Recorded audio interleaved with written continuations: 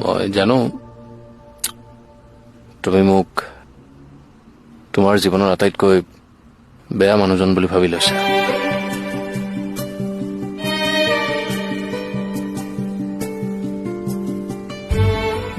চোৱা হা, মোৰ পকেটত পইচা নাই,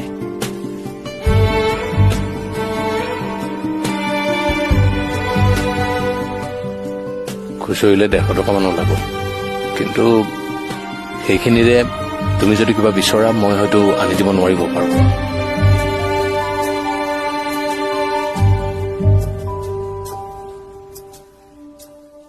দেউতাই কেইটামান টকা পায় পেঞ্চনৰ, সেইকেইটাৰে ঘৰতে ভাত খাইছো, শুইছো। মাৰ যিখিনি সাঁচতীয়া পইচা আছিল